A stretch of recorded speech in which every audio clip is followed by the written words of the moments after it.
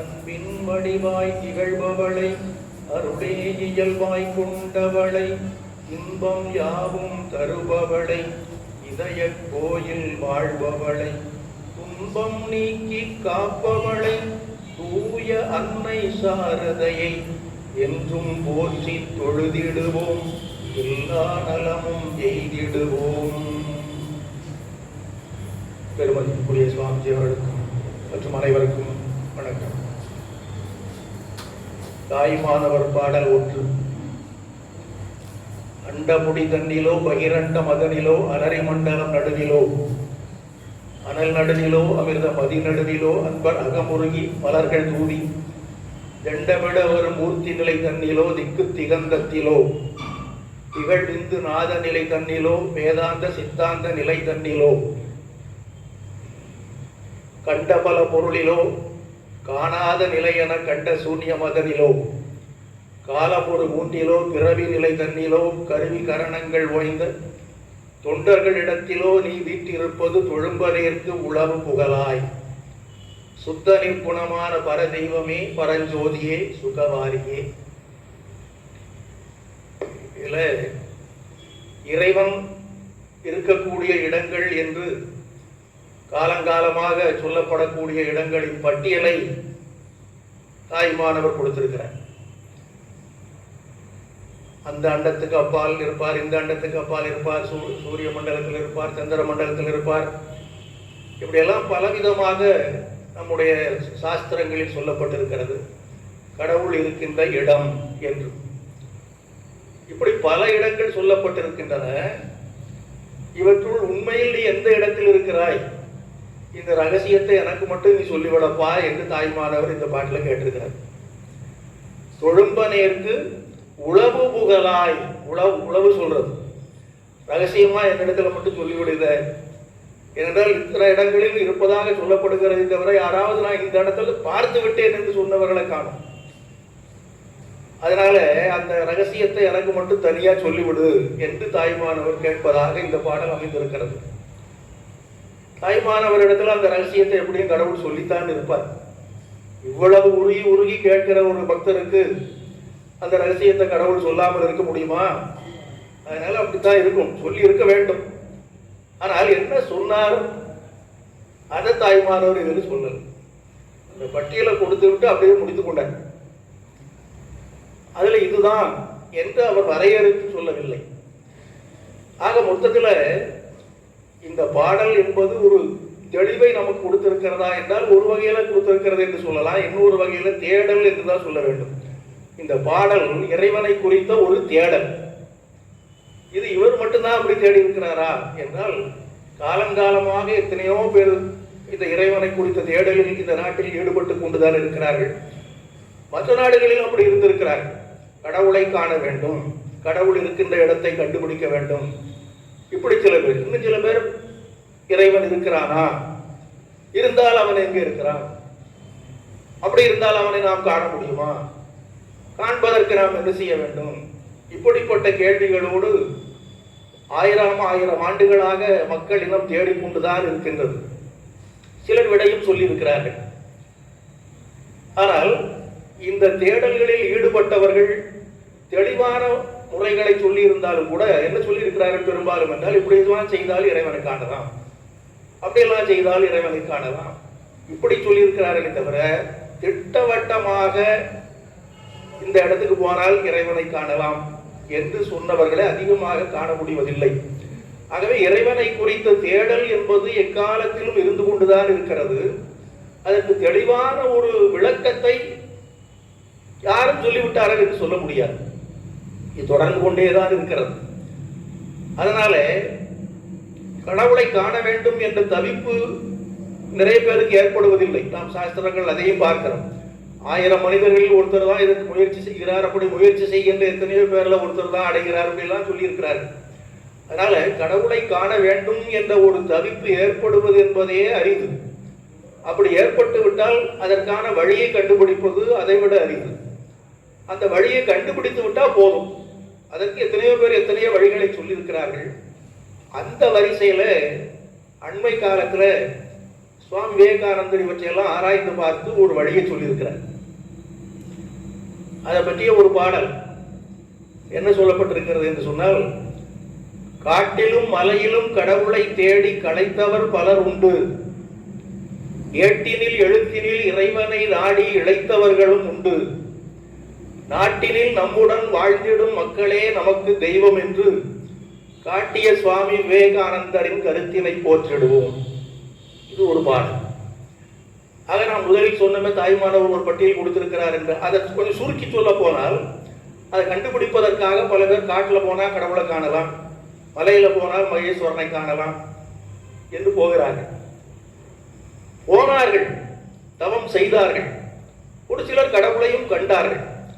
இதில் என்ன ஒரு பெரிய பிரச்சனை என்றால், கண்டவர் வெண்டிலர் விண்டவர் கண்டிலர் என்று வேற ஒரு பழமொழி சொல்லி வைத்து விட்டார்.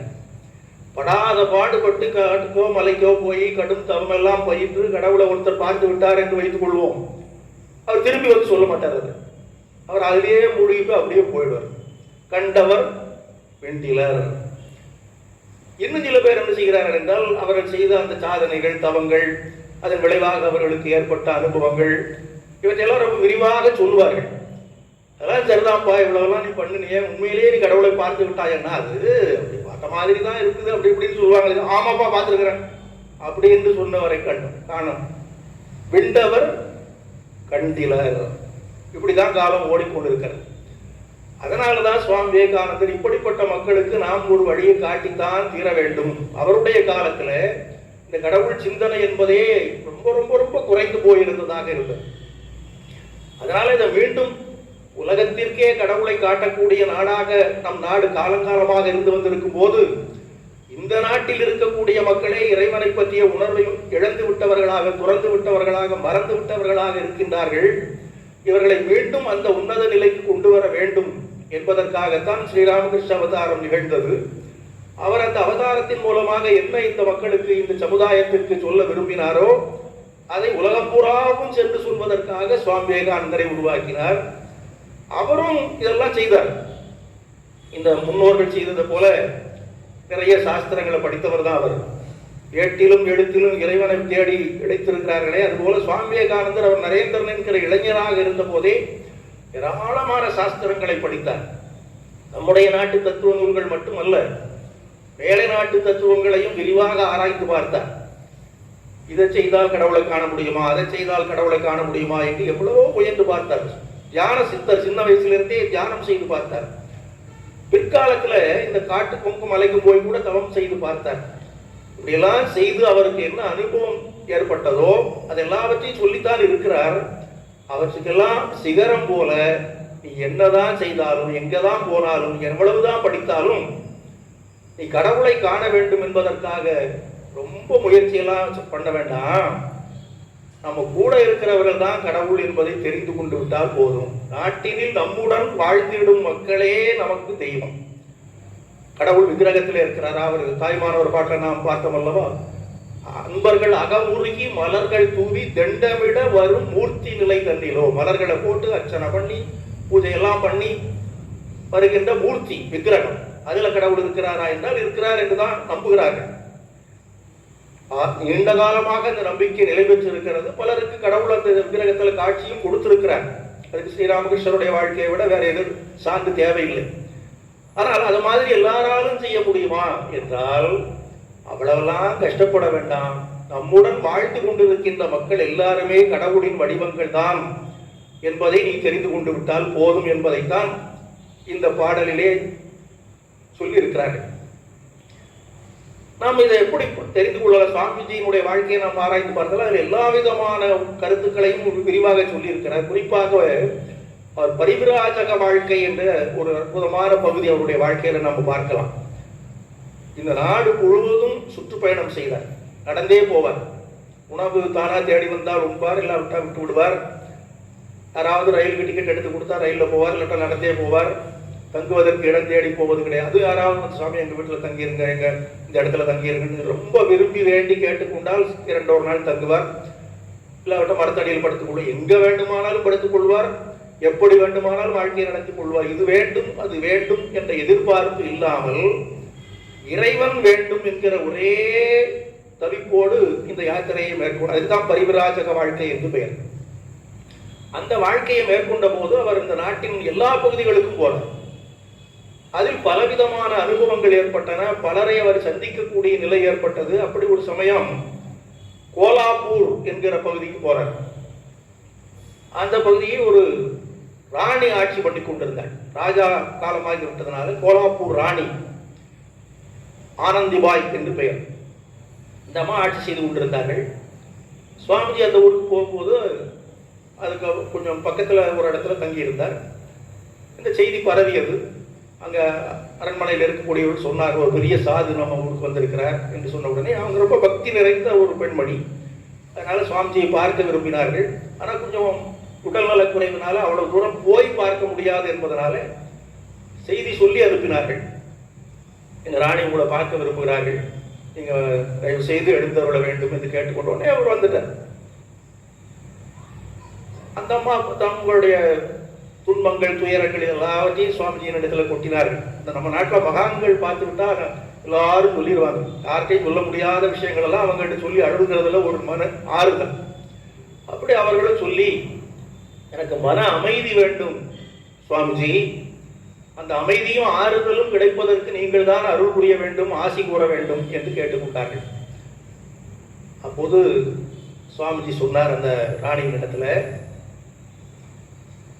மன அமைதி ஒருவருக்கு வேண்டும் என்றால் அவர் கடவுள் சிந்தனையில் தம்மை முழுமையாக ஈடுபடுத்திக் கொள்ள வேண்டும்.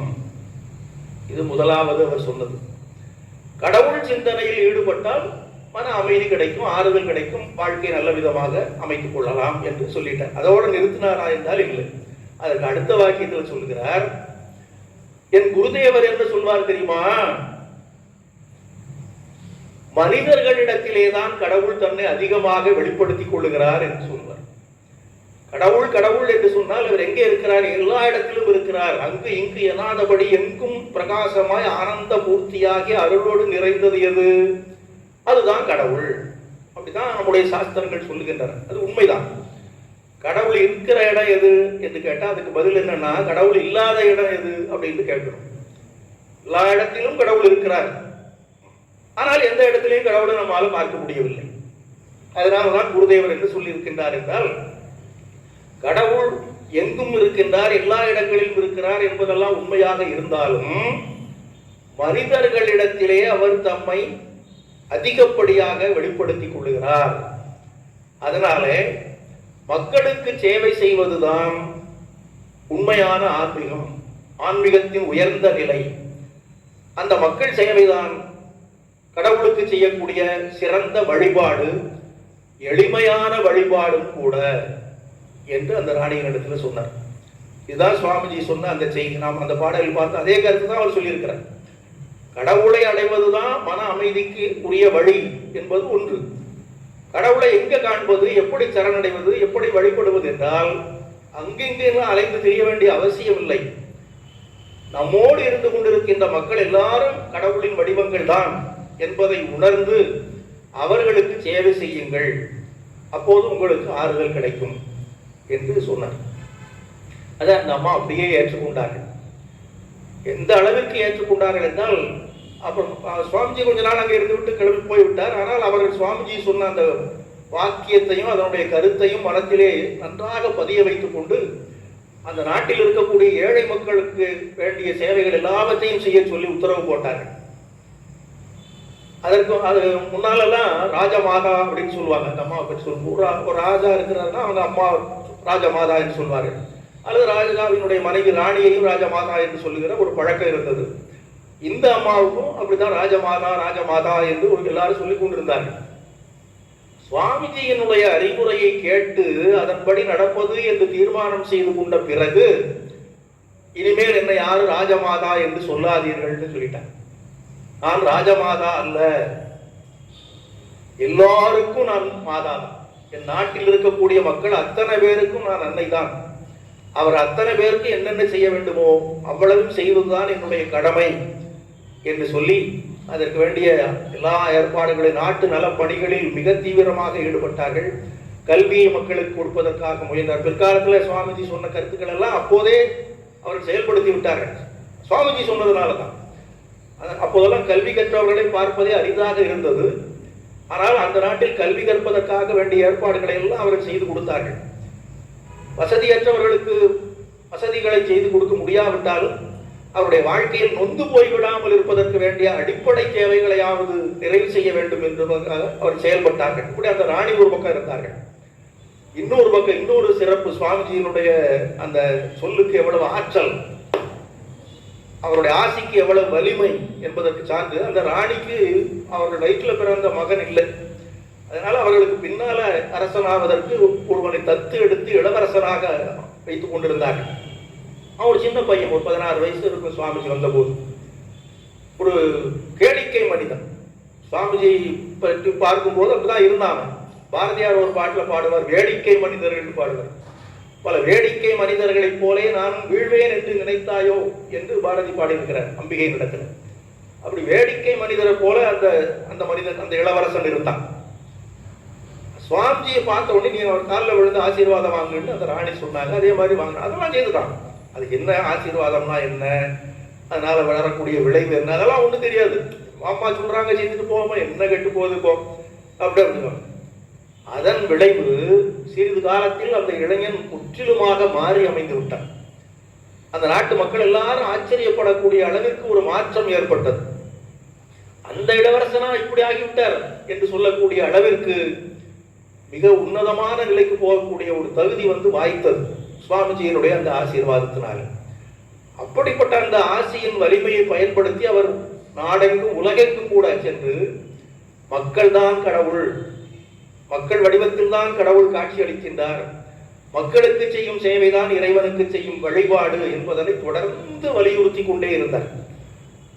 அதை பின்பற்றி நிறைய பேர், இந்த ராமகிருஷ்ண இயக்கமே அப்படித்தான் தோன்றியது. அப்படி இயக்கத்தில் இல்லாமல் வெளியில் இருக்கக்கூடிய பல மனிதர்களும் கூட இந்த கொள்கையை ஏற்றுக்கொண்டு அதன் வழியில் தங்கள் வாழ்க்கையை அமைத்துக் கொண்டிருக்கிறார்கள். இப்போ இதுல ஒரு சிலருக்கு ஒரு கேள்வியும் வரும், மக்கள் எல்லாரும் கடவுள் தான் என்று சொல்லப்பட்டிருக்கிறது. இன்னொரு இடத்துல இதே மாதிரி சுவாமிஜியினுடைய அந்த உரையாடல்களை நாம படித்து பார்த்தால், அவருடைய வாழ்க்கை வரலாற்றினை நாம் படித்து பார்த்தால் நிறைய இடங்கள்ல இந்த கருத்தை அவர் சொல்லிக் கொண்டே இருக்கிறார் என்பதை பார்க்க முடியும். நம்மோடு இருக்கிற மக்கள் எல்லாருக்கும் சேவை செய்ய வேண்டும், அதுதான் வழிபாடு. திருப்பி திருப்பி அதே அவர் சொல்ற மாதிரி தோன்றும். இது சிலர் உடனடியாக ஏற்றுக்கொள்வார்கள், சிலர் அதில் ஆட்சேபனையும் பண்ணுவார்கள். ஆட்சேபனையிலையும் பல வகை உண்டு. நம்ம கடவுளை அடைய வேண்டும் என்றால் ஜெபம் பண்ண வேண்டும், தியானம் பண்ண வேண்டும், இதுதானே பெரியவங்கள்லாம் சொல்லியிருக்கிறாங்க. அதை விட்டு சேவை செய்யினா சரியா அப்படின்னு கேட்டவர்களும் உண்டு. அதை விட்டுறலாம். இன்னும் ஒரு முக்கியமான கேள்விகள் என்ன வருகிறது என்று சொன்னால், நம்முடன் வாழ்ந்து கொண்டிருக்கும் மக்களை நாம் கடவுள் என்று கருத வேண்டும் என்றால் அவர்கள் நல்லவர்களாக இருந்தால் பரவாயில்லை. எல்லாரும் நல்லவர்களாக இருக்கிறார்கள். எத்தனை பேர் நமக்கு இடைஞ்சல் பண்றதுக்குன்னே கங்கணம் கட்டி கொண்டு வர்றாங்க. உலகத்துல பார்த்தா அப்படித்தான், பெரும்பான்மையோர் அப்படித்தானே இருக்கிறார்கள். இவர்களை போய் எப்படியா கடவுள் என்று கருத முடியும்? இது ஒரு கேள்வி. எல்லா மனிதர்களிடத்திலும் இறைவன் இருக்கின்றான் என்று சொன்னால் எல்லா மனிதர்களும் இறைத்தன்மை படைத்தவர்களாக இருக்க வேண்டும் அல்லவா? அப்படி இல்லையே. அதுக்கு குருதேவர் ஒரு விடை சொல்லியிருக்கிறார். எல்லாரிடத்திலும் இறைவன் இருக்கிறான், எல்லா மனிதர்களிடத்திலும் இறைவன் இருக்கிறான், ஆனால் எல்லா மனிதர்களும் இறைவனிடத்தில் இல்லை என்று குருதேவர் சொல்லியிருக்கிறார். ஆனால் இதுக்கு எல்லாத்துக்குமே என்ன காரணம் என்றால் இந்த மாயை என்று சொல்லுகிறார். உண்மையை மறைப்பதுதான மாயை. கடவுள் நம்ம முன்னாலே காட்சி அளித்தால் கூட அவருக்கு கடவுள் தான் என்று தெரிந்து கொள்ள வேண்டும் அல்லவா? அது நமக்கு தெரிய முடியாமல் போய்விடுகிறது. நம்முடைய சாஸ்திரங்களில் இந்த மாயை என்கிற ஒரு வார்த்தை அடிக்கடி பயன்படுத்தப்படுகிறது. அதனால எனக்குள் இருக்கிற கடவுளை முதலில் நான் காண வேண்டும். அப்படி காண முடியாமல் செய்வது எது? மாயை. எனக்கு எதிரில் இருப்பவர்களை நான் கடவுளாக காண வேண்டும். அப்படி காண முடியாமல் செய்வது எது? மாயை. அப்ப இந்த மாயையை கடந்து நாம போக வேண்டும். மாயை என்கிற திரையை விலக்க வேண்டும். குருதேவர் அது ஒரு அழகான எடுத்துக்காட்டுல சொல்லி இருக்கிறார். ஒரு அண்ணன் ஒரு தங்கை 2 பேரும் விளையாடி கொண்டிருக்கும் போது அந்த அண்ணன் திடீரென்று அந்த பக்கமா தங்கையை விட்டு கொஞ்சம் ஒளிந்து கொண்டு விட்டான். சின்ன குழந்தை அண்ணான்னு கத்துனா. அவன் வந்துட்டான் அங்கே இருந்து. ஆனா அண்ணனாக வரவில்லை. அங்க போய் அவன் ஒரு முகமூடி வாங்கி வச்சிருக்கிறான். இந்த திருவிழா காலங்கள் எல்லாம் விதவிதமான முகமூடிகள் வச்சிருப்பாங்கல்லவா, அந்த மாதிரி ஒரு முகமூடி, சிங்க மாதிரி, சிங்க வடிவத்தில் இருக்கக்கூடிய ஒரு முகமூடி அவன் தயாரா வச்சிருந்திருக்கான். உள்ள போய் அதை எடுத்து மாட்டி கொண்டு வந்துட்டான். ஓட்டு வரான். தங்க சின்ன குழந்தை அல்லவா, கத்தி அழ ஆரம்பிச்சுட்டான். அது யார அண்ணான்னு கூப்பிடுறான். அந்த அண்ணன் தான் வந்து இவரை பயமுறுத்திக்கிட்டு இருக்கிறான். அது அவளுக்கு தெரியல.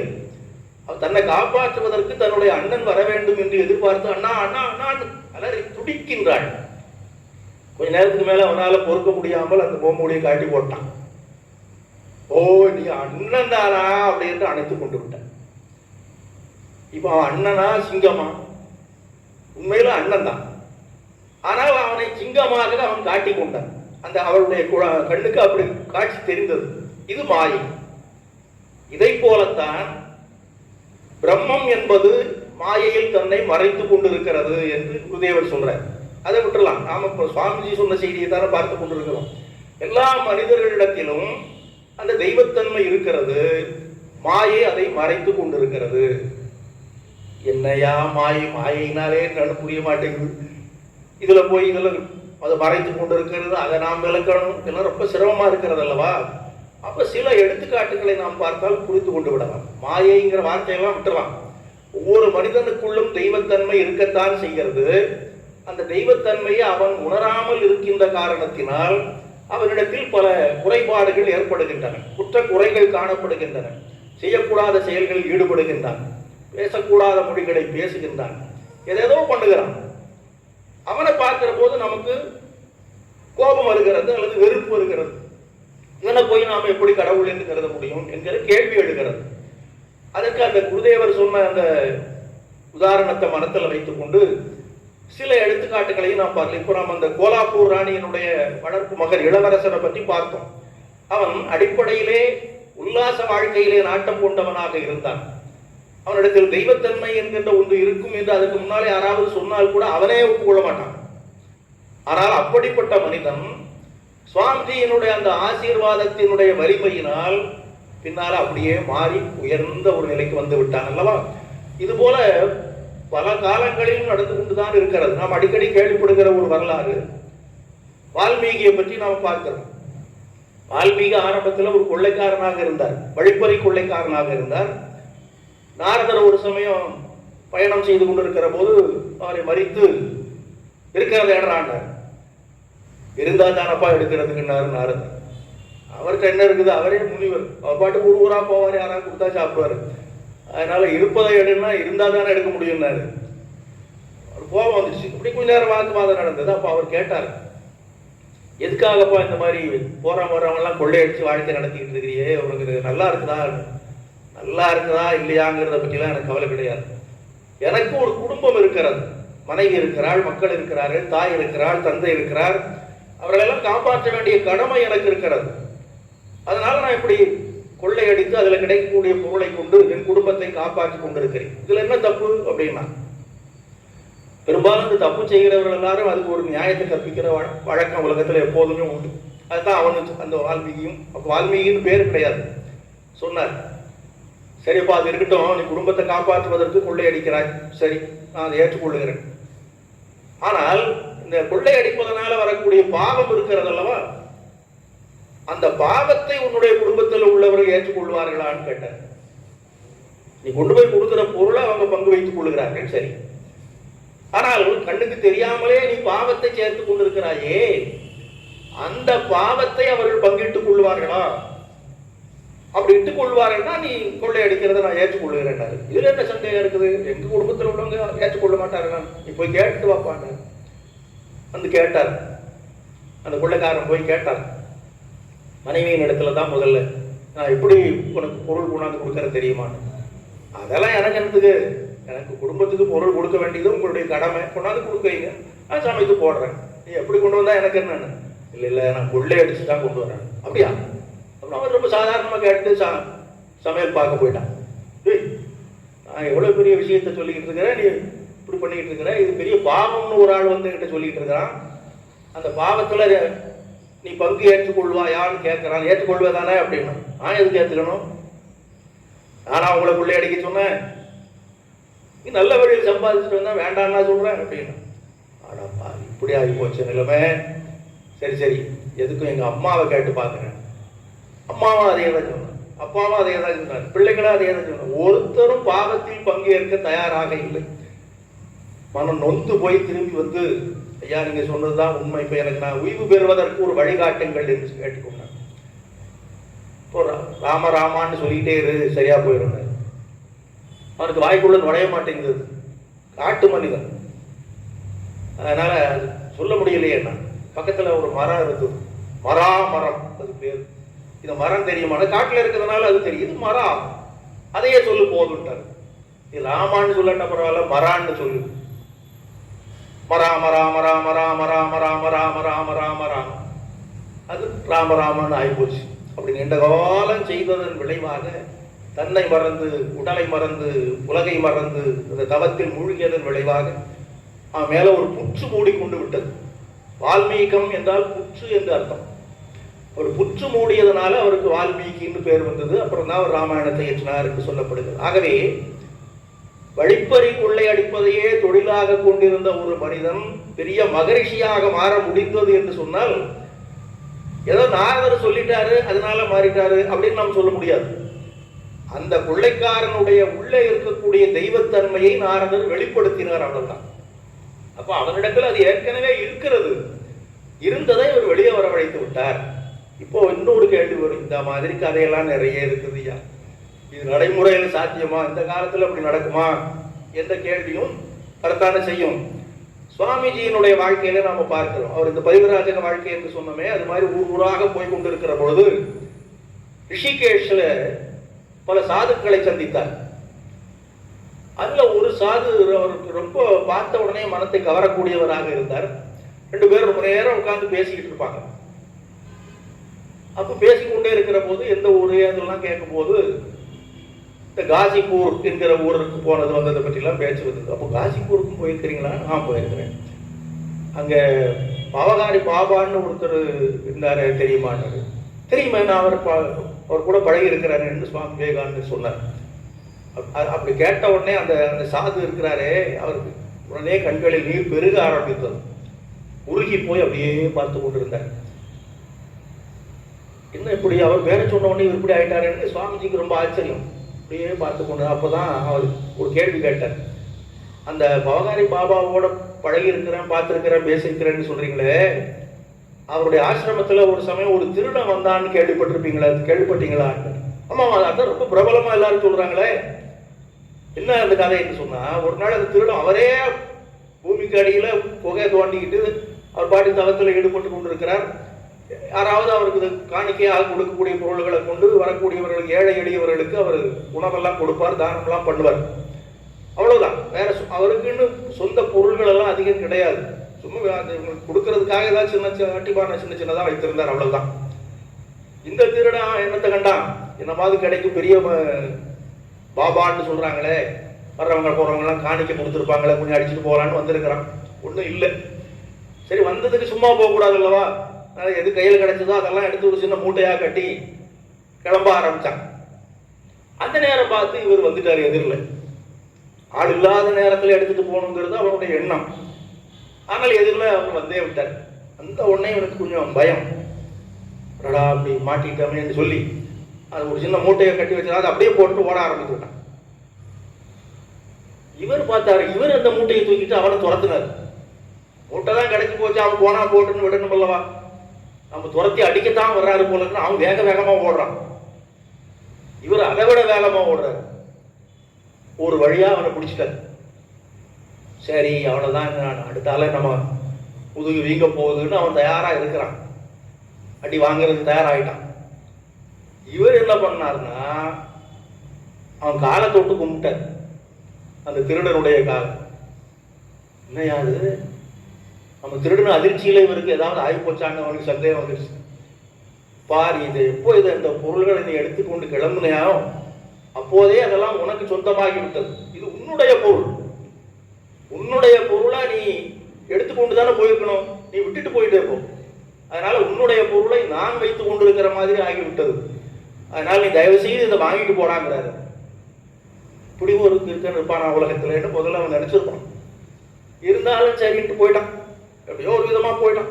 வாங்கினானா வாங்கலையோ அது சரியா குறிப்பு இல்லை, சரி சரின்னு போயிட்டான். அது வரைக்கும் இந்த கதை எல்லாருக்கும் தெரியும். பாபா பவாகாரி பாபாவை பற்றி சொல்லுகிற போது இந்த கதையை எல்லாரும் சொல்லுவாங்க. சுவாமிஜிட்டையும் அது சொல்லியிருந்தாங்க. அதாவது ஆமா ஆமா நான் கேட்டிருக்கிறேன். அதுக்கப்புறம் தான் அவன் அந்த கிளைமேக்ஸ்ன்னு சொல்றாங்கல்லவா, அவன் சொன்னா நான் தான் அந்த திருடன் அப்படின்னு. எவ்வளவு பெரிய சாதுவாக இருக்கிறான். சுவாமிஜியே பார்த்து ஆச்சரியப்படுகிற அளவிற்கு ஒரு பெரிய சாதுவாக இருக்கிறார். இப்போ ஆரம்பத்துல திருடனா இருந்தார். எப்படி ஆனா அவர் கொடுத்த உடனே மாறிட்டான் அப்படின்னு நம்ம சொல்லலாம். அவருடைய அந்த உயர்ந்த உள்ளம் அவனை மாற்றி விட்டது, அது உண்மைதான். ஆனால் இல்லாத ஒன்றை ஏற்படுத்த முடியுமா? எவ்வளவுதான் முயற்சி பண்ணினாலும் இருக்கிறதான உண்டாக்க முடியும். ஒரு தீக்குச்சியை எடுத்து உரசனா தான் தீ வரும். வெறுங்குச்சியை எடுத்தனா இல்ல உரசனா வருமா? வராது. அதை போல அவனுக்குள் இருந்த அந்த தெய்வத்தன்மையை இவர் வெளிப்படுத்தினார். அப்போ அவனிடத்துல அந்த தெய்வத்தன்மை தான் இருந்தது. இதுதான் சுவாமிஜி சொல்ல வர்றார். எல்லாரிடத்திலும் தெய்வத்தன்மை தான் இருக்கிறது. அதை வெளியே கொண்டு வருவதற்கு நாம் வழிகாட்ட வேண்டும். அவ்வளவுதான். தூண்டிவிட்டா வந்துடும். ஒவ்வொருத்தரிடத்திலும் இருக்கிறது. இது இன்னும் பல நிகழ்ச்சிகள் சுவாமிஜியினுடைய வாழ்க்கையில் நாம் பார்க்கலாம். எல்லாம் அந்த பரிவிராஜக வாழ்க்கையில் நடந்த நிகழ்ச்சிகள் தான். கேத்ரி என்று சொல்லப்படக்கூடிய சமஸ்தானத்துல சுவாமிஜி அந்த மன்னரோடு நெருங்கி பழகினார் என்றெல்லாம் அவருடைய வாழ்க்கை வரலாற்றில் படித்திருப்போம். அப்போதெல்லாம் மன்னர்கள் என்று சொன்னால் அவருடைய சபையில அடிக்கடி ஆடல் பாடல் நிகழ்ச்சிகள் எல்லாம் நடக்கும். அது இயல்பா உள்ளதுதான், தப்புன்னு யாரும் நினைக்க மாட்டாங்க. அது போல ஒரு சமயம் ஒரு நடன நிகழ்ச்சிக்கு ஏற்பாடு செய்யப்பட்டிருந்தது. அப்ப சுவாமிஜி அங்க இருக்கிறார். அவருடைய அறையில இருந்தார். ஒரு நடனம், ஒரு பெண் ஆட போறா. சுவாமிஜி பார்த்தா நல்லா இருக்குமே என்று மன்னருக்கு ஒரு எண்ணம். செய்தி சொல்லி அனுப்பினார். இப்போ நம்முடைய சபையில ஒரு நடன நிகழ்ச்சி நடைபெற போகிறது, நீங்களும் பாருங்க. அவர் அப்போதான் சன்னியாசத்தினுடைய உச்சகட்டத்தில் இருக்கக்கூடிய ஒரு மனிதராக இருந்தார். இந்த நடன கிடனம்லாம் நாம பார்க்க கூடாது, சன்னியாசிகளுக்கு உகந்தது அல்ல. நான் உயர்ந்த சன்னியாசத்தை மேற்கொண்டிருக்கிறேன், அதனால இந்த மாதிரி ஒரு கணிகை நடனம் ஆடுவதை நான் பார்க்க முடியாது என்று சொல்லி அனுப்பிட்டார். அந்த அலுவலன் ராஜா கிட்ட சொன்னான், சுவாமிஜி இந்த மாதிரி நிகழ்ச்சியெல்லாம் பார்க்க மாட்டாராம் அப்படின்னு சொல்லிட்டு. அது அவ காதுல விழுது. அந்த பெண் நடனம் ஆடுகிறாளே, அவ பேர் மாயினாபாய், அவள் காதுல அது விழுந்து விட்டது. அப்படியே நொந்து போயிட்டாடா, நாம என்னமோ எந்த காலத்திலேயோ செய்த ஒரு பாவம். இந்த மாதிரி அது நடனம் ஆடுவது ஒன்றும் தப்பு இல்லை. ஆனால் அந்த காலத்துல நடனம் ஆடக்கூடியவருடைய வாழ்க்கையெல்லாம் மற்றவருடைய மதிப்புக்குரிய வாழ்க்கையாக இல்லை. அப்படிப்பட்ட ஒரு வாழ்க்கையை தான் அவள் வாழ வேண்டி வந்தது. ஏன்னா சின்ன வயதிலேயே அவள் அனாதையாக போய்விட்டாள். பராமரிப்பதற்கு ஆள் கிடையாது. ஒரு ஆதரவற்றோர் இல்லத்தில் வளர்ந்தாள்.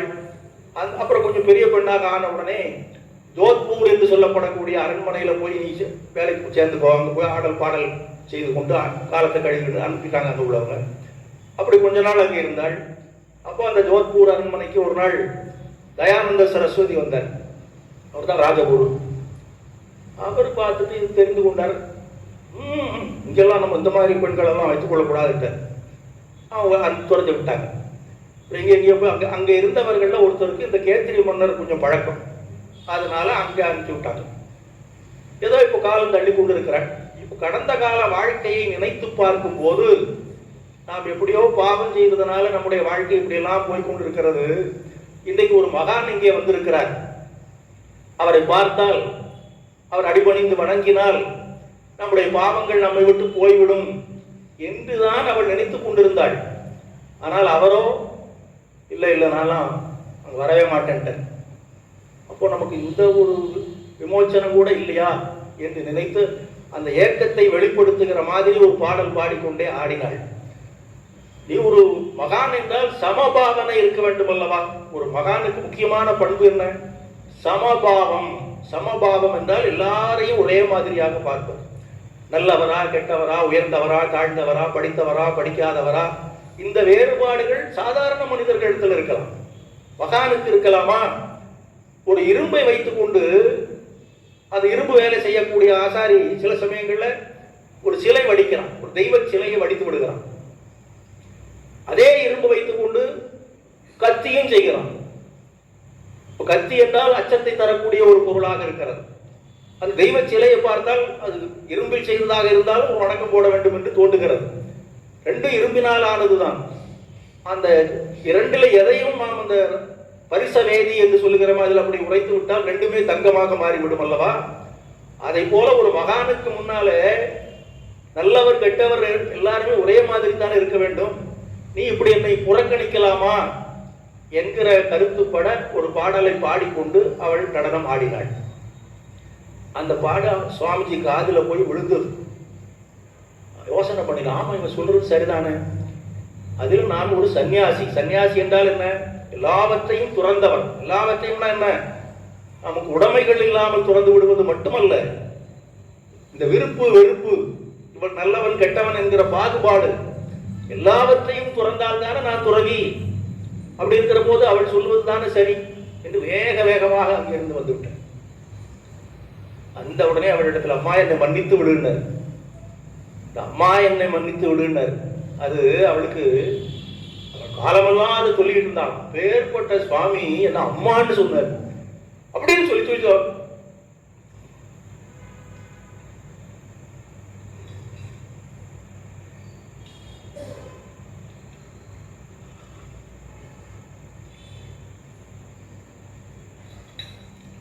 அப்புறம் சில நாட்களில் அவர் அந்த அந்த கேத்திரியை விட்டு கிளம்பி போய்விட்டார் சுவாமிஜி. அதற்கு பிறகும் 2 முறை அந்த கேத்திரிக்கு வந்திருக்கிறார். அப்ப நீண்ட காலத்துக்கு பிறகு மீண்டும் வந்த போது அந்த சுவாமிஜியை பார்க்க வேண்டும் என்கிற ஆசையை இவள் தெரிவித்தாள். அதுக்கு ஏற்பாடு செய்யப்பட்டது.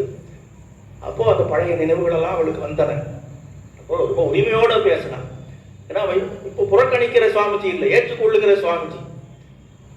அப்போ ஒரு கேள்வி கேட்டாள், சுவாமிஜி எங்களை போன்றவர்களுக்கெல்லாம் முக்தியே கிடைக்கவே கிடைக்காதான். மனித பிறவியினுடைய நோக்கமே முக்தி அடைவது தானே. மனுஷத்துவம் முமுட்சுத்துவம் என்று சங்கரர் சொல்றார். மனுஷத்துவம் கிடைத்தால் போதாது, முமுட்சுத்துவம் வரணும், முக்தியை பாதையிலே போக வேண்டும். அப்ப மனித பிறவி என்பதே முக்தி அடைவதற்காகத்தான் கொடுக்கப்பட்டிருக்கிறது. ஆனால் நாங்களெல்லாம் பாவம் செய்தவர்கள் என்று எல்லாரும் ஒதுக்கி வைக்கிறார்கள். அப்ப எங்களுக்கெல்லாம் முக்தி கிடைக்கவே கிடைக்காதா என்று ஒரு கேள்வியை கேட்டேன்.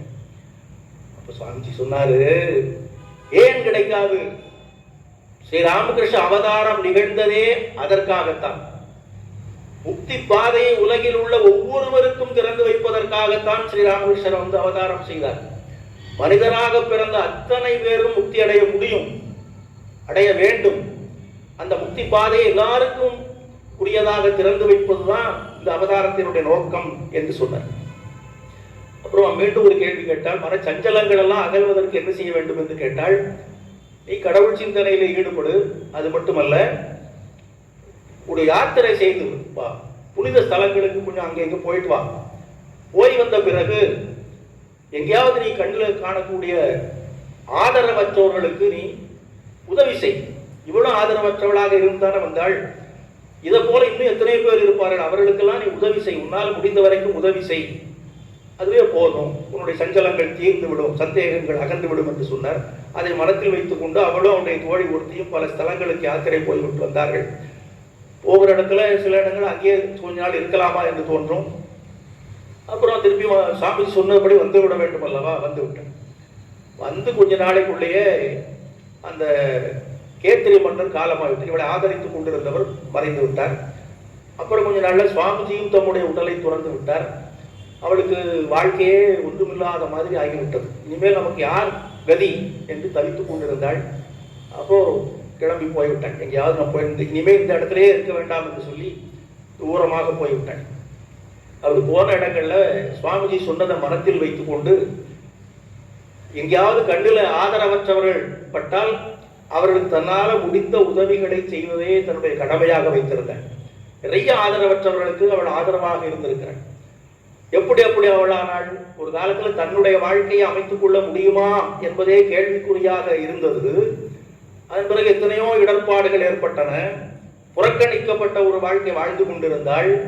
இந்த அவள் பல பேருக்கு ஆதரவு கொடுக்கக்கூடிய நிலைக்கு வந்தது என்று சொன்னால் அவளுக்குள் இருக்கக்கூடிய அந்த தெய்வத்தன்மை தானே அவள் அப்படி செய்ய வைத்தது. அதை அந்த சுவாமிஜி எழுப்பி விட்டார். அவர் சொன்ன அந்த வழியை பின்பற்றியதனால மக்களுக்கு சேவை செய்வதன் மூலமாக இறை அருளை நாம் பெற முடியும் என்பதை அவள் உணர்ந்து வாழ்ந்து காட்டினாள். அப்படியே அவள் காலம் போய்விட்டதும் மீண்டும் கேத்திரியிலே வந்து தன்னுடைய எஞ்சிய காலத்தை கழித்தாள். அவருடைய இறுதி மூச்சை விடுகிற போது அது கொஞ்ச நேரத்துக்கு முன்னால சொன்னாலும், எனக்கு அச்சமே இல்லை, ஆசையும் இல்லை, துன்பமும் இல்லை. ஏனென்றால் சுவாமிஜி என்னுடைய நந்தலாலான்னு சொன்னார். ஒவ்வொரு மனிதனுக்கும் தொல்லை கொடுக்கிறது இந்த மூணு தானே. ஒன்று அச்சம், எப்போ பார்த்தாலும் எதையாவது நினைத்து பயந்து கொண்டே இருக்கக்கூடியது எல்லா மனிதர்களையும் இருக்குது. அது முக்கால்வாசி இது பொருளற்ற பயமா இருக்கும். அது நடக்கவே போகாத ஒரு கூட நடக்குமான்னு நினைச்சு பயப்படுவோம். அந்த பயம் தீர்ந்து விட்டாலே பாதி நம்ம முவிவடைந்து விடலாம். அடுத்தது ஆசை. பயம் இல்லாம இருக்கிறவனுக்கு கூட ஆசை இல்லாம இருக்காது. அந்த ஆசையை நிறைவேற்ற முற்படுகிற பொழுது பல தொல்லைகள் வருகின்றன. ஆசையே துன்பத்திற்கு காரணம்னு பெரியவங்க எல்லாரும் சொல்லியிருக்கிறாங்க. அதையும் கடந்து போக வேண்டும். முக்தி அடைய வேண்டும் என்று அந்த மூன்று தானே.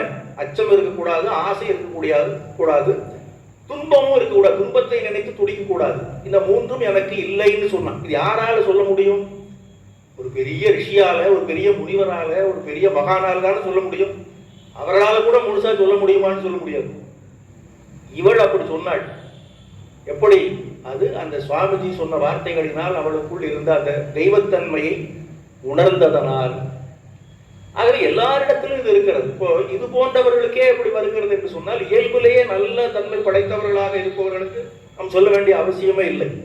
இதே மாதிரி சுவாமிஜியுடைய அந்த பரிவராஜக வாழ்க்கையில ஆழ்வார் என்கிற இடத்துல அவர் தங்கியிருந்த போது நிறைய பேர் வந்து அவரை பார்ப்பார்கள். சில பேர் அவரை வீட்டுக்கு கூப்பிடுவார்கள், சில பேர் வீட்டுக்கு போவார், எல்லார் வீட்டுக்கும் போக முடியாது. இதில் ராஜசேகர் சர்மா என்று ஒருத்தர் இருந்தார். அந்த ராஜசேகர சர்மா நல்ல வசதியானவர், பெரிய பதவியில் இருந்தவர், நல்ல மனிதர். அவர் சுவாமிஜியை வந்து அடிக்கடி பார்ப்பார். சுவாமிஜியை எங்கள் வீட்டுக்கு வாங்கன்னு கூப்பிட்டுட்டே இருந்தார். ஒரு நாள் சுவாமிஜியும் போனார். அவருக்கு ஒரு மகள் இருந்தார், 11 வயது, சுகனாபாய் என்று பேர். அவரை பார்த்துட்டு சுவாமிஜி பார்த்தார். சுவாமி காலில் வந்து ஆசீர்வாதம் வாங்கினார். காலில் வந்து ஆசீர்வாதம். அவர் அப்படி தொட்டு ஆசீர்வாதம் பண்ண சிவ சிவ சிவான்னு சொல்லிட்டு தொட்டார். அதன் பிறகு அவளுக்கு ஏதாவது கொஞ்சம் அறிவுரை சொல்லுங்க சுவாமிஜின்னு அவர் கேட்டார், அவங்க அப்பா. இப்போ சுவாமிஜி சொன்னாரு, என்ன சொன்னார் என்றால், மனித பிறவி என்பது கிடைப்பதற்கு அரிது. அது எவ்வளவோ பிறவிகளில் செய்த தவத்தின் புல்லாகி பூடாகி புழுவாய் மரமாகி பல்விருகமாகி பறவையாய் பாம்பாகி கல்லாய் மனிதராய் பேயாய் கணங்களாய் என்னெல்லாம் சொல்றாங்கல்லவா, அது போல எத்தனையோ பிறந்து இழைத்த பிறகுதான் இந்த மனித பிறவி கிடைத்திருக்கிறது. அது கிடைப்பதே அரிது. அப்படி கிடைத்து விட்ட பிறகு இந்த பிறவியை முறையாக வாழவில்லை என்றால் அது வீண் பிறவி ஆகிவிடும். முறையாக வாழ்வது என்றால் என்ன? பிறருக்கு சேவை செய்ய வேண்டும், மற்றவர்களுக்கு பயன்படும் வண்ணம் ஒருத்தர் வாழ வேண்டும். அப்படி வாழ்ந்தால்தான் இந்த பிறவி சரியான பிறவி ஆகும். இதை நீ மனத்தில் வைத்துக்கொள், எப்போதும் மறக்காமல் மனத்தில் வைத்துக்கொள் என்று சொன்னார். அவர் மனசுல நல்லா பதிந்து போய்விட்டது. அப்புறம் சுவாமிஜி கொஞ்ச நாள் கிளம்பி போய்விட்டார். அப்புறம் இப்போ மனசுக்குள்ள இது வேலை செய்து கொண்டே இருந்தது. சுவாமிஜி இப்படி சொன்னார், மற்றவர்களுக்காக வாழ்க்கை நடத்து. அவள் நல்ல வசதியா தான் இருந்தாள். அவளுக்கு வேற ஒன்றும் தேட வேண்டிய அவசியம் இல்லை. அதுவும் சொல்ல போனா வீட்டிலேயே ஆங்கில பெண் ஒருத்திய வரவழைத்து அவளுக்கு ஆங்கில கல்வி சொல்லிக் கொடுக்கிற அளவுக்கெல்லாம் வசதி இருந்தது.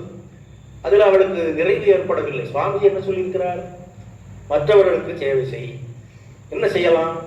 அப்போ அவளுக்கு தோன்றியது, அந்த பகுதியில மருத்துவ வசதியே பெரும்பாலும் கிடையாது.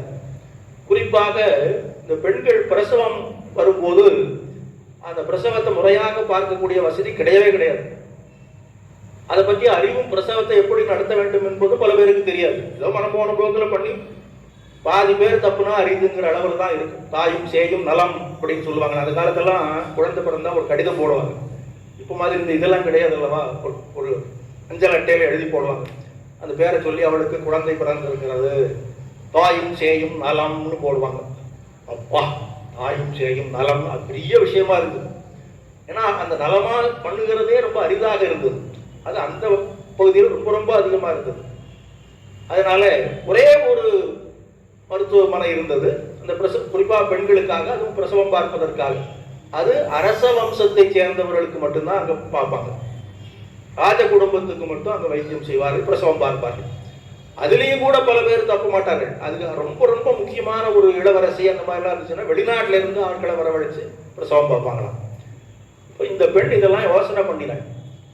அதனால நாம போய் எல்லாருக்கும் சேவை செய்வதற்கு நம்ம ஈடுபடுத்திக் கொள்ள வேண்டும் என்று சொல்லி நர்சிங் கோர்ஸ் படித்தான் அவளாகவே. எதற்காக? சுவாமிஜி சொன்ன அந்த வார்த்தையை நிறைவேற்றுவதற்காக, மக்களுக்கு சேவை செய்வதற்கு ஒரு ஏற்ற வழி இதுதான் என்று தீர்மானம் பண்ணி அதை படித்து அந்த ராஜவம்சத்துக்கு வைத்தியம் பண்ற அந்த மருத்துவமனையிலே போய் சேர்த்துட்டாங்க. வேலைக்கு தானே சேர்த்துக்கிட்டாங்க. ரொம்ப அற்புதமா வேலை செய்தான். அதை பார்த்துட்டு அவங்களுக்கு ரொம்ப ஆச்சரியமா போச்சு. அதனால ஆரம்பத்தில் நர்ஸாக வந்தவள் அதன் பிறகு டாக்டர் ஆயிட்டான். அதுக்குண்டான படிப்பு முடிச்சு டாக்டர் ஆனான். அதன் பிறகு அந்த பெரிய மருத்துவமனைக்கே உதவி மேற்பார்வையாளர் ஆனாள். அதன் பிறகு மேற்பார்வையாளராகவே ஆகிவிட்டாள். அவ்வளவு சிறப்பாக சேவை செய்து கொண்டிருந்தாள். இப்படி எல்லாரிடத்திலும் நல்ல பேர் வாங்கிவிட்டாள். அப்புறம் ராஜவம்சத்தில் உள்ளவங்களுக்கும் அவளை ரொம்ப பிடித்து போய்விட்டாள். எது சொன்னாலும் கேட்கலாம் என்ற எண்ணம் வந்தது. அப்போ அவள் சொன்னா, அந்த ஆட்சி பொறுப்பில் இருக்கிறவர்களை பார்த்து, இந்த மருத்துவமனையில் ராஜவம்சத்தை சேர்ந்தவங்களுக்கு செய்யறதெல்லாம் சரிதான், நம்ம நாட்டில் இருக்கக்கூடிய எல்லாருக்கும் நாம தானே செய்யணும். அதனால மற்ற பெண்களையும் நாம் இங்கே அனுமதிக்கலாமே, அவர்களுக்கும் நாம சுலபமாக பிரசவம் செய்து கொடுக்கலாமே என்று சொன்ன போது யாராலும் மறுக்கிறதுக்கு வாய் வரவில்லை. செய்யலாம், அப்படி செய்யலாம், எந்த வேணுமோ செய்து கொண்டாங்க. அதன் பிறகு அந்த மருத்துவமனை எல்லாருக்கும் பொதுவானதாக ஆகிவிட்டது அவளுடைய அந்த சேவைகள். நிறைய பேர் வந்தார்கள், போனார்கள், இப்படியாக போய்கொண்டே இருந்தது. அப்போ அவள் கூட வேலை செய்யறதுக்கு இன்னொரு பெண்மணி வந்தாள். அவள் பேர் ஷீலா என்று. அவளும் இவ்வளவு ரொம்ப நெருங்கிய தோழிகள் ஆகிவிட்டார்கள். நெருங்கிய தோழிகள் பேசினா ஊர்கதை உலக கதையெல்லாம் தானே பேசணும், நியாயமா? அந்த பேச்சுக்கே இடம் கிடையாது. சுவாமிஜியை பற்றி மட்டுமே தான் இவ பேசுவாள். அந்த ஷீலாவின் இடத்துல சுவாமிஜி இருந்தாரு, எப்படி தெரியுமா, அப்படி இருந்தார், இப்படி இருந்தார், அப்படி சொன்னார், இப்படி சொன்னார், அவர் எனக்கு சொன்னதைத்தான் நான் செய்துட்டு இருக்கிறேன், நீயும் அவரை பின்பற்று, நீயும் அவரை பின்பற்று என்று சொல்லி சொல்லி சொல்லி அவளும் சுவாமிஜியின் இடத்துல பக்தி கொண்டவளாக ஆகிவிட்டார். அப்புறம் மேலும் மேலும் அவளுடைய அந்த சேவை பரவ பரவ மக்கள் எல்லாரும் அவளை போற்றக்கூடிய ஒரு நிலை ஏற்பட்டு விட்டது. ஒரு நாள் ஒரு பள்ளிக்கூடத்தில் ஒரு பரிசளிப்பு விழா நடந்தது. இப்போ இங்கெல்லாம் சான்றிதழ் விழா கொடுத்தாங்க இல்லவா, அது மாதிரி பரிசளிப்பு விழா. அதுக்கு இந்த அம்மாவை கூட்டிட்டு போனாங்க. அங்க இருக்கக்கூடிய அது பெண்கள் பள்ளிக்கூடம். பெண்கள் எல்லாரும் உட்கார்ந்துருக்கும் போது பேசினாங்க, இந்த அம்மா, நீங்களெல்லாம் எதிர்காலத்தில் லட்சிய பெண்களாக உருவாக வேண்டுமானால், உங்கள் வாழ்க்கையில் உன்னத நிலையை நீங்கள் எய்த வேண்டுமானால், இந்த நாட்டின் சிறந்த குடிமக்களாக நீங்கள் உருவாக வேண்டுமானால், சுவாமி விவேகானந்தரின் வாழ்க்கையையும் பணிகளையும் பற்றி படியுங்கள், அவற்றை வாழ்க்கையில் பின்பற்றுங்கள் என்றுதான் சொன்னார். இப்படி காலமெல்லாம் சுவாமிஜி சுவாமிஜி சுவாமிஜி என்றே நினைத்துக் கொண்டு தன்னுடைய இறுதி மூச்சை விடுகிற பொழுதும் சுவாமிஜி பேரை சொல்லிக்கிட்டே விட்டான். அங்க ஒருத்தி நந்தலாலான்னு சொல்லிட்டு எனக்கு பயம் இல்லை, ஆசை இல்லைன்னு சொல்லி விட்டால, இங்க இவரும் சுவாமிஜி பேரை சொல்லியபடியே உயரை விட்டு விட்டார். ஆக அவளுக்குள் ஏற்கனவே நல்ல தன்மை இருந்தது. அதை இன்னும் பட்டதீட்டின வைரம் மாதிரி அந்த தெய்வத்தன்மையை உணர்த்தக்கூடிய ஒரு நிலை வந்தது. இப்படி எத்தனையோ பேர். இதெல்லாம் இன்னொரு கேள்வி வரும், இது சுவாமிஜி போன்ற மகான்களாக முடியும். அவர் சொன்னாரு, இவங்கெல்லாம் கேட்டாங்க, சரி, நாம சொன்ன யாராவது கேட்பாங்களே? ஸ்ரீராமகிருஷ்ணர் இடத்துல வந்து நரேந்திரர் கேட்டாரு, கடவுளை பார்த்திருக்கிறீர்களா? ஆமா அப்படின்னு உடனே அவர் சரின்னு கேட்டுக்கிட்டாரு. அதுக்கு முன்னாலே எத்தனையோ பேர்ட்ட போய் கேட்டாரு, யாராவது சொன்னதை அவர் ஏற்றுக்கொண்டாரா? இல்லை. இப்போ அதே மாதிரி ஸ்ரீராமகிருஷ்ணர் நரேந்திரருக்கு சொன்ன மாதிரி நாம் கடவுளை பார்த்திருக்கிறேன்னு சொன்ன, நேற்று வரைக்கும் நல்லா தானே இருந்தாங்க, என்னாச்சு அப்படித்தானே நினைப்பாங்க. ஆமா, இவர் கடவுளை பார்த்து தான் இருப்பாருன்னு ஒருத்தனும் ஒத்துக்கொள்ள மாட்டான். ரமண மகர்ஷியின் இடத்திலேயே ஒருத்தர் போய் கேட்டார், கடவுளை பற்றி நீங்க கடவுளை பார்த்திருக்கிறீங்களா? நான் சொல்ல முடியுமா? நீ என்ன விவேகானந்தர் நினைச்சுக்கிட்டியா, என்னென்ன ராமகிருஷ்ணன் நினைச்சுக்கிட்டியான்னு அவர் அவ்வளவு பெரிய மகான். அதனால அது அவ்வளவு சுலபம் அல்ல. அதனால சுவாமிஜி மற்றவர்களுக்குள் இருக்கக்கூடிய தெய்வத்தன்மையை தட்டி எழுப்பினார். அவரால் அது முடிந்தது. நம்மால முடியுமா என்றால் அதுக்கும் சுவாமிஜி என்ன சொல்லியிருக்கிறார் என்றால், ஆக்குக ஆக்குக, முதலில் உங்களுக்குள் உள்ள தெய்வத்தன்மையை நீங்கள் உணர்ந்து கொள்ளுங்கள். அது உணர்ந்து கொண்டு விட்டால் மற்றவர்களுக்கு நீங்கள் உணர்த்தாமலே அது தானா வந்துவிடும் என்று சொல்லியிருக்கிறார். அதனால முதல்ல நாம சாதனையில் ஈடுபட்டு நமக்குள் இருக்கிற தெய்வத்தன்மையை உணர்ந்து கொள்ள வேண்டும். அதன் பிறகு அதை பார்க்கும் போதே மற்றவர்கள் நாம் சொல்லணுங்கிற அவசியம் கூட இல்லை. இந்த மனிதன் நம்ம மாதிரி ஒரு மனிதன் தானே, இவன் தன்னுடைய வாழ்க்கையை சீராக அமைத்துக் கொண்டிருக்கிறானே, இது எப்படி, அவன் இந்த ஆன்மீகத்தில் ஈடுபடுகிறான், அப்போ நாமும் அது மாதிரி பண்ணலாமே என்ற எண்ணம் வந்துவிடும். அப்போது அவனிடத்துல நாம சில கருத்துக்களை சொன்னால் ஏற்றுக்கொண்டு விடுவான். அதனால ஆகுக ஆக்குக என்று சொன்னார். சரி, அதுவும் கூட வேண்டாம் என்று வைத்துக் கொள்ளலாம். அந்த ஆன்மீகம், சாதனை, தெய்வத்தன்மையை உணர்த்துவது இதெல்லாம் இல்லாவிட்டால் கூட எளிமையான ஒரு வழி, அன்பு செலுத்த கற்றுக்கொண்டு விட்டால் போதும். நமக்கு எல்லாரையும் தெய்வமா நினைக்கணும், அவர்களுக்கு சேவை செய்வதை வழிபாடாக கருத வேண்டும் என்பதெல்லாம் உயர்ந்த நிலை. அப்படிலாம் என்னால முடியாதுயா, மற்றவர்களை தெய்வமா நினைக்க முடியாது, அவங்களுக்கு சேவை செய்கிறதும் என்னால் முடியாது, அதை என்னால் வழிபாடாக கருதவும் முடியாது, சரி வேண்டாம். அன்பு காட்ட முடியும் அல்லவா? எல்லாராலையும் செய்யக்கூடிய ஒரு அன்பு இல்லாத மனிதர் அகிலத்திலேயே கிடையாது. சில பேர் கொஞ்சம் பேருக்கு அன்பு காட்டுவாங்க, சில பேர் நிறைய பேர் இடத்துல அன்பு காட்டுவாங்க. அதை படிப்படியாக வளர்த்து கொண்டு விட்டால் போதும். இதுவும் நம்ம சுவாமிஜியருடைய வாழ்க்கையில பார்க்க முடிகிறது. இதுவும் இதே மாதிரி தான், பரிவராஜக வாழ்க்கையில தான், அதே ஆழ்வார்ல தான். அவர் ஒரு இடத்துல தங்க வைத்திருந்தார்கள், அவருக்கு அழைத்து கொண்டு போனது, சுவாமிஜி இங்கே தங்கிருங்க அப்படின்னு ஒரு இடத்துல தங்க வைத்திருந்தார்கள். பல பேர் வருவாங்க போவாங்க, அவர் பேசிக்கிட்டே இருப்பாரு. அதுக்கு பக்கத்துல ஒரு பாட்டி இருந்தார், சுசிலா மாத்தூர் என்று பெயர். அவர் பார்த்துக்கிட்டே இருந்தார். யாரும் வர்றாங்க போறாங்க, இவரும் நடுவில் போவார் வராங்க. தெருவில் நடந்து போகும்போது பார்ப்பாள். பார்த்த உடனே அவளுக்கு ரொம்ப அவர் மேல ஒரு ஈர்ப்பு ஏற்பட்டு விட்டது. ஒரு நாள் அந்த இடத்துல வாசல் நின்று பார்த்துட்டு இருந்தா அவரும் பார்த்தாரு. என்னப்பா அப்படின்னா, சாப்பிட்டியா இருக்காரு. அவருக்கு ஒரு ஆசை. அவர் சமயத்தில் நான் முன்பு ஒரு தடவை சொன்னமல்லவா, அந்த மகான்களுடைய வாழ்க்கையில் நடந்து சின்ன சின்ன நிகழ்ச்சிகளை தெரிந்து கொள்ள விரும்புகிறேன். அது மாதிரி அவரு சாப்பிட்டேன்னு சொன்னாரா, ஏதோ ஒன்று சொல்லிட்டாரு. சரி சரி உட்கார, நான் சாப்பாடு உனக்கு செய்து கொடுக்குறேன், சப்பாத்தி பண்ணி கொடுக்குறேன் என்று சப்பாத்தி சுட்டு கொடுத்தான். ஒரு சின்ன குடிசை தான் அது, ஒன்றும் வசதி இல்லை இருக்கிறது, நல்லா பார்த்தாலே தெரியுது. கொஞ்சம் மாவு வச்சிருக்கிறான், அதை எடுத்து சப்பாத்தி போட்டு கொடுத்தா அவர் ரொம்ப ஆனந்தமா சாப்பிட்டார். அப்புறம் அதுல இருந்து அடுத்தடுத்த நாட்கள்லாம் அவளே தேடிட்டு போய் கொடுக்க ஆரம்பிச்சிட்டான். வீட்டில் சப்பாத்தி சுட்டு எடுத்து கொண்டு போய் கொடுக்க ஆரம்பிச்சா. அவரை தன்னுடைய குழந்தை போல பாவித்து கொண்டான். அவளுக்கு ரொம்ப காலத்துக்கு முன்னே அவளுடைய கணவர் போயிட்டாரு, ஒரு மகன் இருந்தான், அவனும் போயிட்டான். அந்த மகனை பார்த்தால் எப்படிப்பட்ட ஒரு பாசம் ஏற்படுமோ அது போல சுவாமிஜியை பார்க்கும் போது அவளுக்கு ஏற்பட்டது. தன்னுடைய சொந்த மகன் போல நினைத்து கொண்டு லாலா லாலான்னு தான் கூப்பிடுவான். அதாவது குழந்தாய் அப்படின்னு, குழந்தை வா சாப்பிடுங்க அப்படின்னு சொல்லுவோம். இப்படி கொஞ்ச நாள் அப்புறம் அவர் அங்கே இருந்து கிளம்பி போய்விட்டார். மேல் நாட்டுக்கெல்லாம் போனார், வந்தார். நீண்ட நாள் கழித்து பல ஆண்டுகளுக்கு பிறகு மீண்டும் அதே ஆழ்வாருக்கு வந்தார். இப்போ ரொம்ப தடப்புடலான வரவேற்பு, அன்னர் மாளிகையில் இருக்கிற வரவேற்பு, அவர் கூட இருந்தே சேவை செய்கிறதுக்கு பணியாளர்கள், இப்படிலாம் அவர் எங்கேயாவது போனால் கூடவே 10 பேர் போவாங்க. இது மாதிரி ஒரு நிலை. அப்படி போய்கொண்டே இருக்கும்போது ஒரு நாள் கூட வந்தவர்கள் எல்லாம் அப்படியே இருக்கும்போதே திடீர்னு காணாம போயிட்டார். எங்கடா சுவாமிஜி காணும், சுவாமிஜி காணும் தேடி தேடி பார்த்தா அந்த குடிசைக்குள்ள போய் உட்கார்ந்துருக்கிறார். அது எப்படி உட்கார்ந்துருக்கிறார், அந்த பாட்டி அப்படியே தான் உட்கார்ந்துருக்கிறார். அதே அப்போ நான் 4-5 வருஷத்துக்கு முன்னே எப்படி இருந்தாலும் அதே மாதிரி தான் எப்பவும் இருந்தார்.